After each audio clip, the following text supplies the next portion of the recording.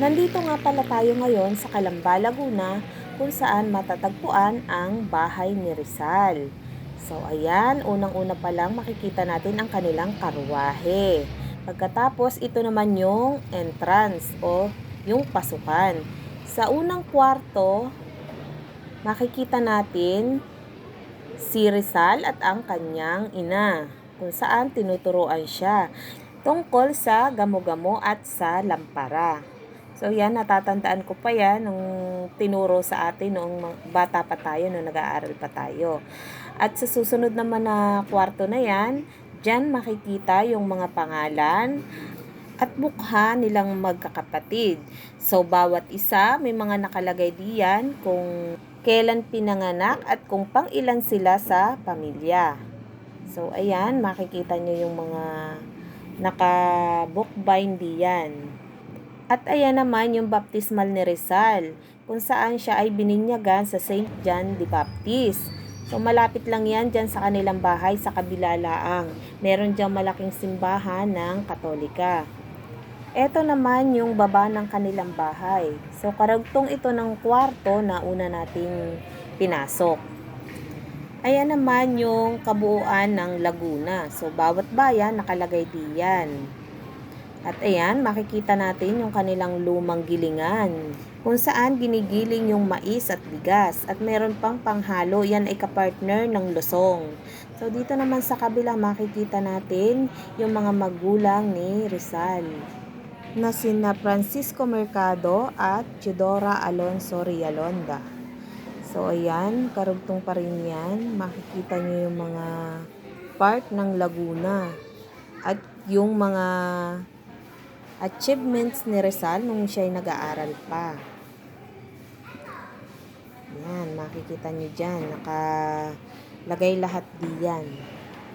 So sana makapasyal din kayo dito para makita ninyo at masaksihan ninyo ang buhay ni Rizal nung unang panahon. So ayan. At pupunta naman tayo sa ikalawang palapag ng kanilang bahay. Ang ganda ng kanilang hagdan. O diba? Yan, ang hagdan noong unang panahon. So pag may ganyan kang hagdan, ibig sabihin mayaman ka na. Kasi napakatibay niyan. Yung kahoy pa lang napakatibay. Ayan, pag akyat mo pa lang diyan, dining area na kaagad yan. So ayan yung kabuuan dito sa taas. Ayan, ang ganda.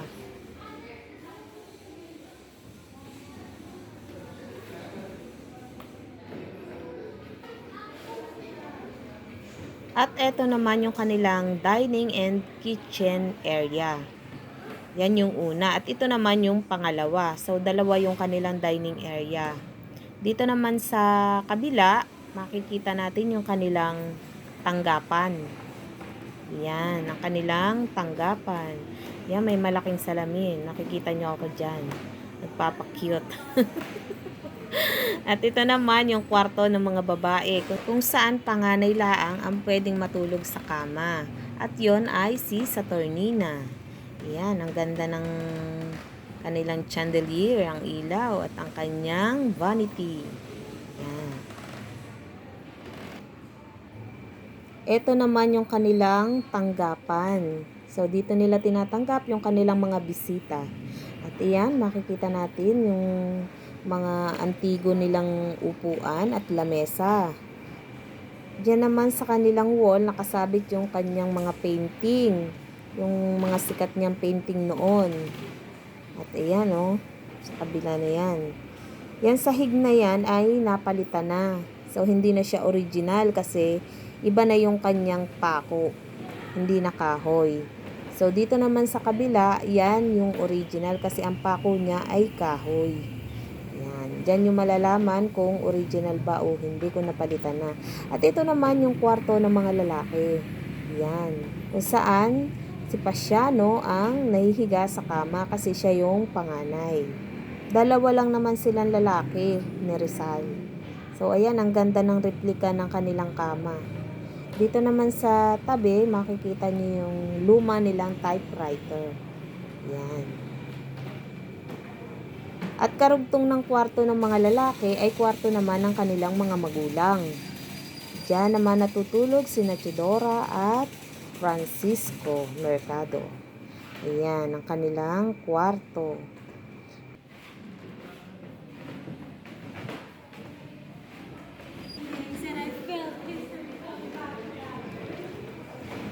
So, punta naman tayo sa kanilang dining and kitchen area. Ayan.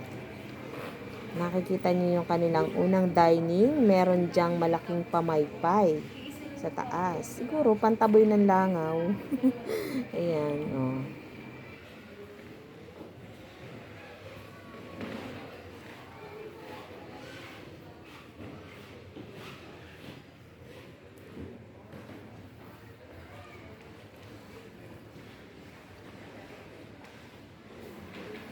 At dito naman karugtong ng dining ay yung kanilang dirty kitchen. Yan, makikita niyo yung mga lumang kagamitan, ang kanilang banggirahan at ang kanilang lutuan.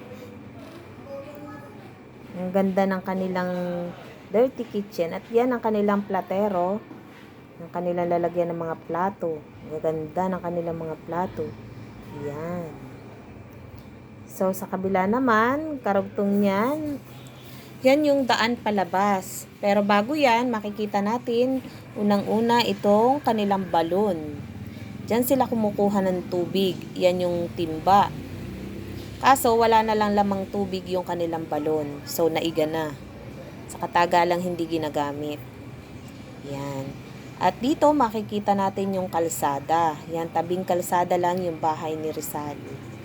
Yan. So, dito naman, makikita natin yung CR. Yan ang kanilang CR, may butas. Yan ang CR nung unang panahon. Sa kabila, CR din yan, kaso ginawa na laang tambakan ng, yan, bodega. Nilagyan na laang ng mga banga. At ito naman yung pasilyo, daan pababa. Yan. Sa dulo niyan, dyan naman yung elevator. So, dyan dumadaan yung ating mga senior citizen na hindi nakakalakad. At yan, pababa na tayo. So, papunta na yan sa likod ng kanilang bahay. Yan. Pero sa kabila na yan, dyan yung isa pang museum. Dyan mo makikita yung mga kasuotan ni Rizal, yung mga ginamit niya noon. So, hindi na kami pumasok dyan, pero napuntahan na rin namin yan dati pa. So, ito nga pala yung likod ng kanilang bahay. Maganda, pwede kang mag-relax. Dati kasi, malimit kami rito. Kasi dyan kami sumisimba sa kabila sa simbahan ng St. John the Baptist, kung saan bininyagan si Rizal. Kaya yan, lagi kaming nandito. Tsaka dun sa plaza.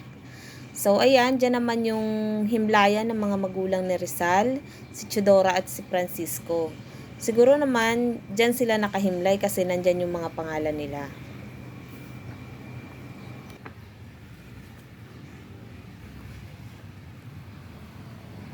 Hanggang dito na lang po ang ating tour sa bahay ni Rizal. So sana makapasyal din po kayo rito. Open po ito mula Tuesday hanggang Sunday, 9 to 4 p.m. So libre po dito, wala pong bayad ang entrance.